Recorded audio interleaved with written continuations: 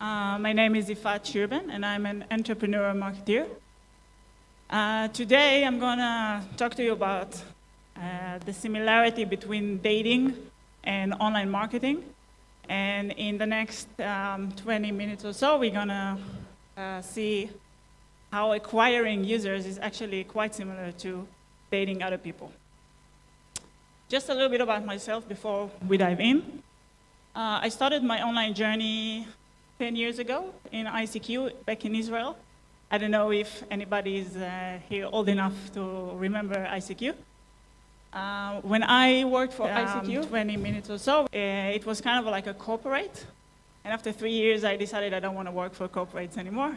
And I guess it sounds familiar. I started working on my own stuff with family and friends. And I ended up in Australia, opening my own business called I Love This Box. It was a beauty subscription box, and we sent beauty samples for women across Australia every month.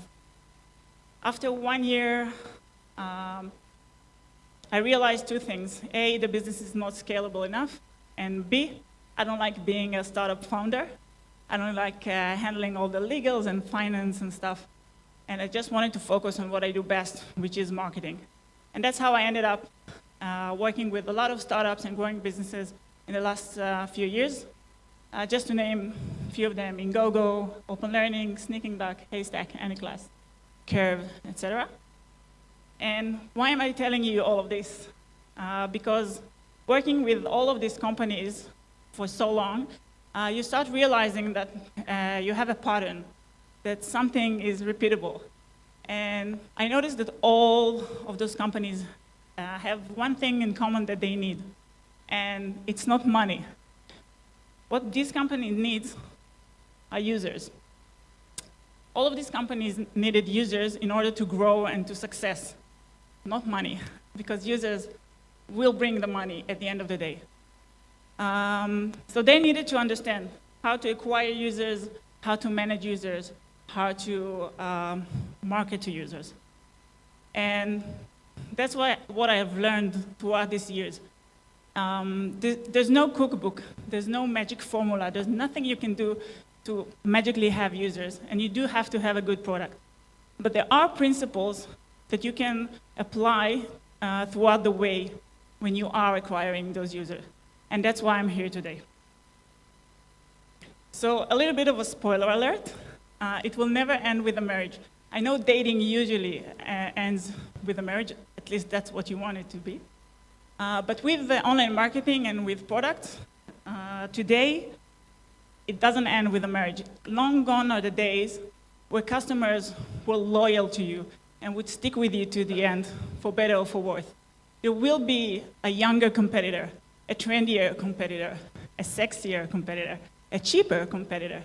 Someone will take your users, and that's fine, as long as you understand that your metric is not to try and get them to win them over. Your metric is lifetime value, LTV.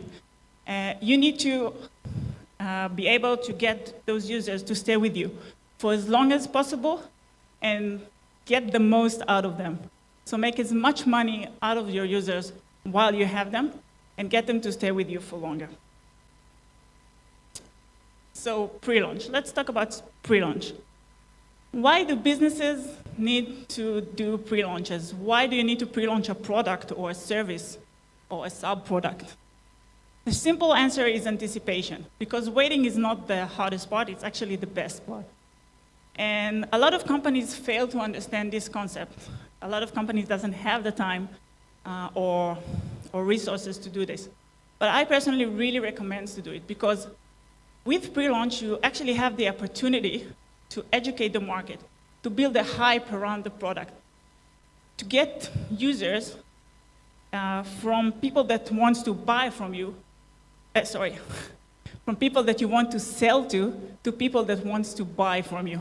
And that's a big difference. If you are able to move the needle from here to there, you hit gold. That's what will make users buy your product coming launch date.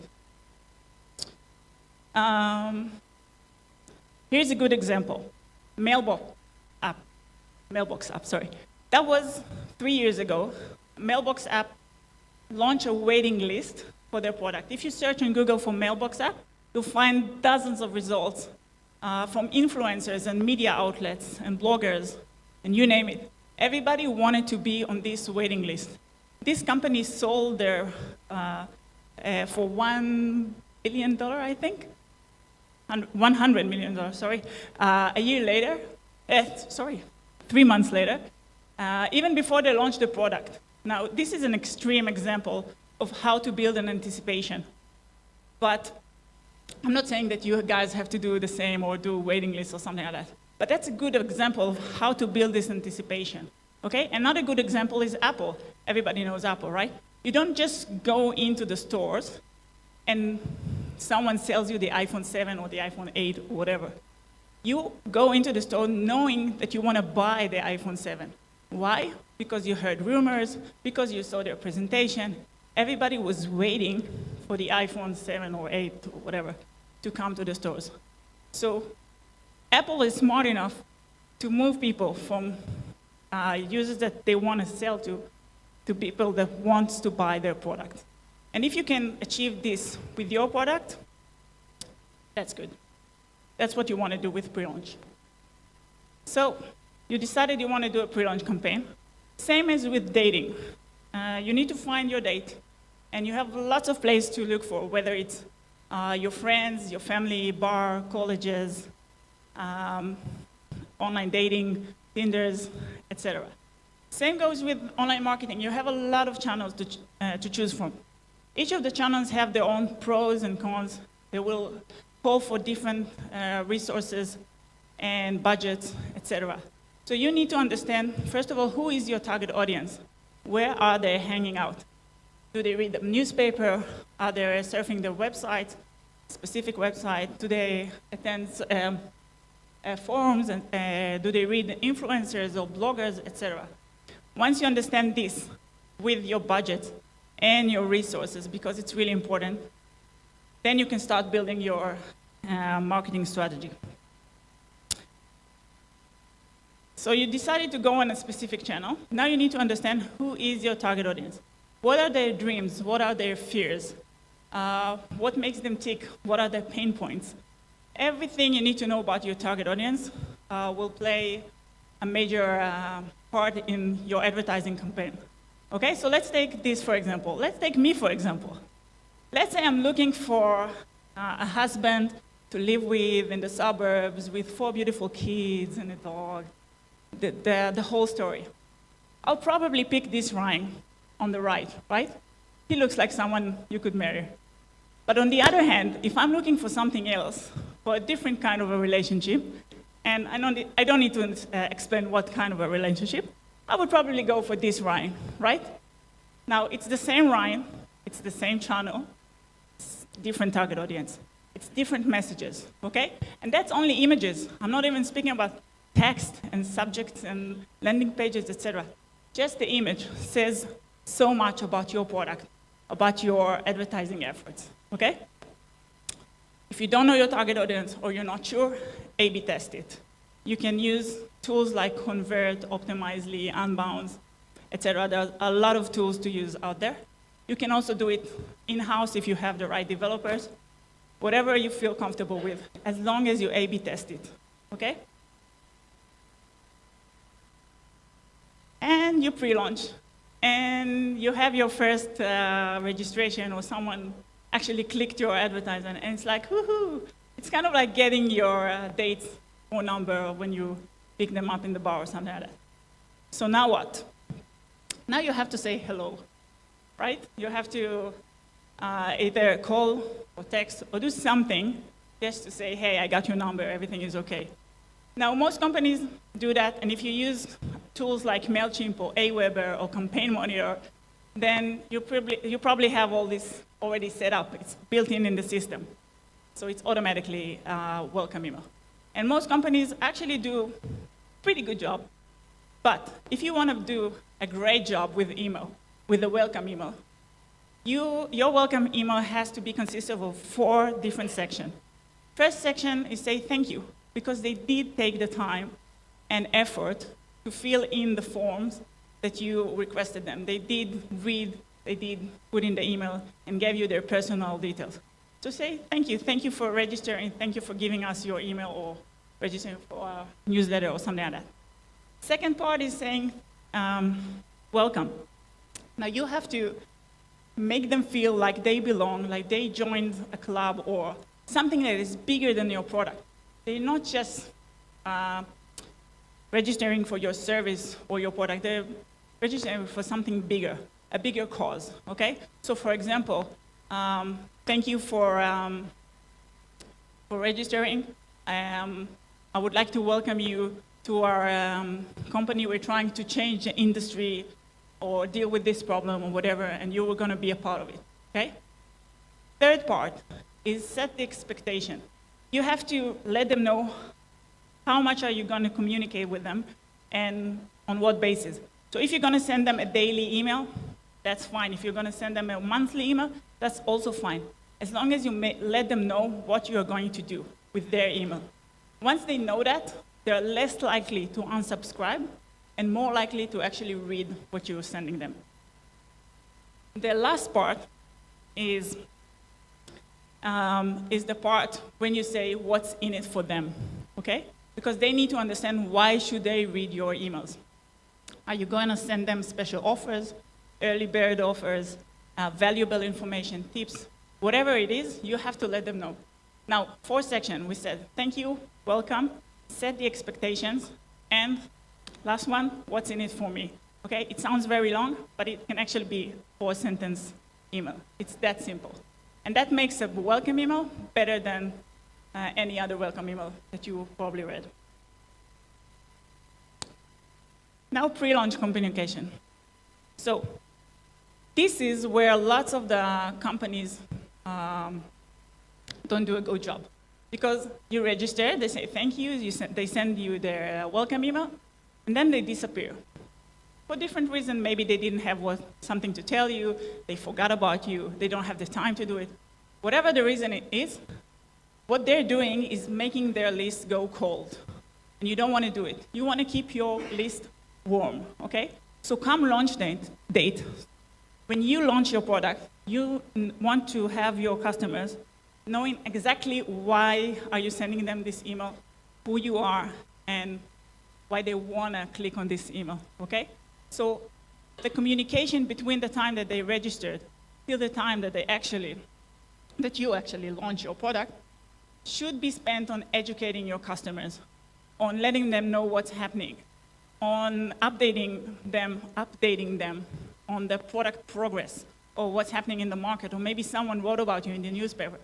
Everything is applicable, okay? Whatever you can think of that can keep your list warm, do it. Because if you forget about them, they're lost. Think about it, it's like dating. Let's say you took someone's phone number and you promised you'll call them in 3 months' time, okay? 3 months goes by and you didn't do anything. You didn't call, you didn't text or whatever. Just knock on their door and expecting them to come with you to a date. Most likely, they either call the police or slam the door because they don't know you, they don't remember you. It was 3 months ago, right? You don't want to do it. You don't want to do it with online marketing as well. You have to keep your list warm. And launch date. Launch date is probably the most important date that you have on your calendar, and you have to free everything up for it, okay? Everything should be ready for launch date, because if you mess up your launch date, it's really, really hard to come back from that. You need to have everything in place, and you have to think. Launch date is like your first date, right? Where do you take her? What restaurant do you take her? How much do you want to spend on her? What T-shirt will you wear for the date? Same goes with your launch date. It's what email do you send them? Or in the email, you have a link to somewhere. Where would it link to? Your website, a specific landing page. Everything needs to be thought of. All the PR, press releases, and everything should be in place. Everything should be planned. Your support team should be in place as well. You need to be able to answer everything. So don't let your developers or your support team or whatever take a vacation on this date. It's probably one of the most important dates that you have. And sometimes it doesn't work. And you go on your first date, and she doesn't fall in love with you in a second, and you know the story. But with online marketing, you just don't accept no for an answer on the first time. Okay, you have to chase them a little bit. So don't be a stalker, obviously, but you can use tools to try and win their hearts back. And it can be different reasons for them leaving you, okay, not accepting your product. Maybe it was the wrong timing, they weren't ready, they had some additional question, etc. What you can try and do, if you have their email, you can try and send them a sequence of emails that will answer those problems. So maybe it's building your authority, answering their questions, media mentions, etc. Whatever you can send them to build this authority, okay? You don't sell them anything. You just send them information. You don't ask them to buy anything. You don't do anything. You just give them more valuable content, more tips, more answering more of the questions. At the end of this sequence, let's say 3 or 4 emails, you send them an offer they just simply can't refuse. Use our product for $1, I don't know, something like that, or use it for free. If they don't buy it, they're probably not your target audience, or they're not ready to buy from you. So that's probably the best time to let them go, okay? If you don't have their emails, then you can use stuff like exit pop-ups, which is like when you come and when you want to close the browser, then you have a pop-up offering something. Usually you can offer some kind of an incentive, free stuff or discount or promotions or stuff like that in order to get their emails. And then you can chase them with the email sequences. The third option you have is retargeting. Now, retargeting usually calls for budgets. Some people call it remarketing. It's tracking your users on other websites. So for example, I visited a website, I didn't buy anything, then suddenly I see on Facebook advertisements from this website. That's retargeting, because they have a pixel on their website that is chasing me around, okay? So as I said, this calls for budgets because you have to pay for advertisements. But here's a little tip for me, to you today. Registering a free Facebook advertising account is free. Registering a Google advertising account is free. You can get their pixel, the targeting pixel, for free. You can put it on your website for free. So if you want to do something today, go and put those pixels on your website. Why? Because when you will have the budget to spend on advertising, you already have a set of data of people that visited your website and may be interested in your product. If you start this 4 months from now, you don't have 4 months worth of data. So go on today and implement this pixel, so in the future, whenever you're ready, you can start your retargeting campaign very easily.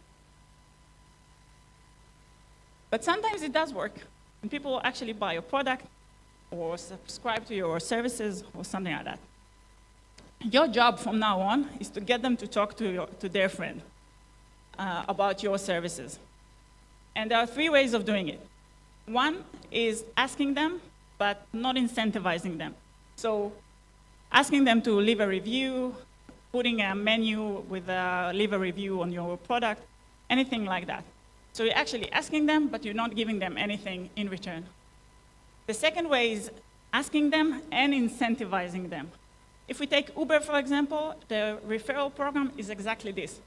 You send us your friends, we'll give you $10, they get $10, everybody's happy, okay? And that's how they spread around. They get viral. The third option is what I found the most interesting one, is not asking and not incentivizing your users.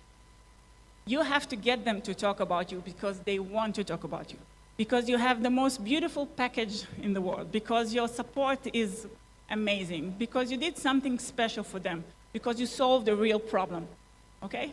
If you get people to talk about you because they want to talk about you, that will be the best marketing channels that you probably have, okay?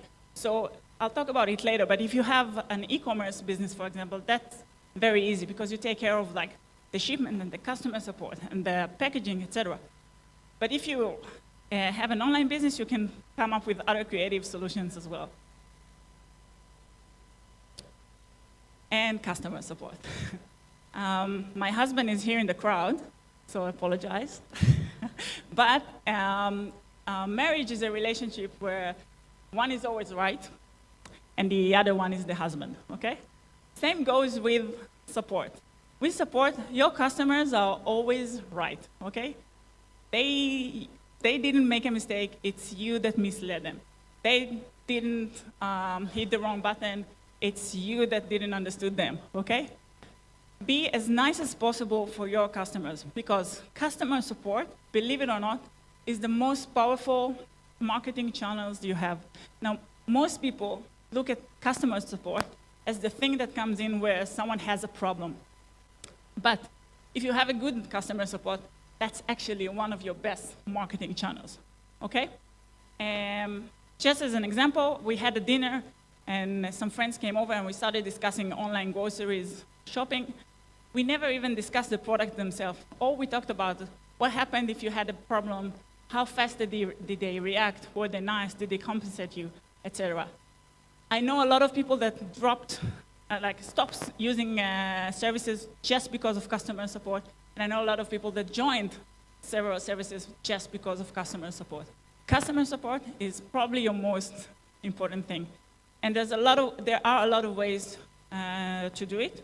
And the more options you give on your website, such as a phone number, an email, contact us, support chat, online support chat, the more options you have, customer will feel more that you are more reliable, that they can actually come to you if they have a problem, okay? And that's very important for you as a business. And like in all relationships, the key to a good relationship is obviously listening. So if you can be proactive with your listening to customers, you'll gain insights that are very, very important. Just as an example, we had a website with a payment form. Everybody was going through the funnel and then dropped. And we didn't understand what's happening, why people aren't completing their purchases. And we tried different hypotheses, and we tested so many stuff. Then someone just said, why don't we just ask them? Sounds really, trivial, right? So we put up a pop-up of chat support that 10 seconds after someone was on this page, we asked them, can we help you? And people start saying, yes, I can't find this, I don't know why you want me to pay for that, etc. We got so many insights just by popping up these questions. We were proactive with asking questions. You can do it with surveys and emails and support and stuff like that, okay? Even, let's say someone unsubscribed from your service. You can send them, I'm sorry to hear that you are now unsubscribed, everything was taken care of. But can you please tell us why did you unsubscribe? We are a new startup, we want to learn from our users, etc. Now, most people probably won't answer this email, but the ones that will answer will give you insight that no analytics will give you, that no consultant will give you, okay? These are the people that are using your product. And if you want to listen to someone, you have to listen to them. So be proactive and try to understand what's going on in their mind by asking questions. If you ask the right question at the right time, that's where you get the good insights. Now, if you really want to seal the deal and get them to be as loyal to you as possible, you have to tap into their emotions. Tapping into emotions is not really easy, but it's doable. Just think about 5 senses. If you can do something that evokes their sense of smell, or what they hear, the sounds that they hear, or the sense of taste, or whatever, then you can start and tap into their emotions. So I know it usually sounds like you have to have like a really cool product in order to tap into emotion, but let me just give you another example. MailChimp, I don't know if anyone here knows it. It's a SaaS product. It's for email marketing. It's basically a boring tool for marketers, right? I'm not affiliated with them in any way. I'm just telling you my own experience. If anyone used it and ever sent an email with them, at the end you have a monkey that gives you a high five. That's nice, that's cool. That makes me want to send more emails because it's fun. They actually sent me a gift, I think 6 months after I started using them, because I was one of the first to use them. that means that they value me as a customer, okay? I had so much fun getting their gift. I have so much fun using the product. It's very intuitive, and it evokes my feelings, like I want to use their product. I know there are other competitors in the market, and they probably have better features than MailChimp, but I still want to use MailChimp. They made me feel irrational about using something, and that means that they tapped into my emotions. If you can replicate that with your product, then you can make people be irrational with your product, and that means they're more loyal to your product. And obviously, whatever you do, always test and optimize. I think it was Sean Elias that said that if you really want to achieve real growth in marketing, then you have to test at least, you have to do 2 experiments per week, which sounds a lot, but even the color of the button, or the text on the button, or the image that you use on the website, every one of them, once you replace them, that's an experiment. So doing 2 a week is not that much of a work that you need to do with your product or website or whatever. So just test, optimize, learn from the results, and optimize again. It's a never-ending work. I think Amazon, which looks like the perfect e-commerce website, are still testing stuff, even till this day, and they will keep doing it because it's really important. There's no end. There's no end for that. And the last thing is that if you need to take anything out of today, is that the key to any good relationship is communication. And with marketing, everything is communication. The advertisements are communication. The emails are communications. The banners are communication. It's the way you communicate with your users. So if you want to have a good relationship, you have to start communicating with your customers. And that's what I want you to take out of today. So thank you very much for coming here and listening. It's been my pleasure. If you have any questions, either tweet me or come and see me afterwards. Bye.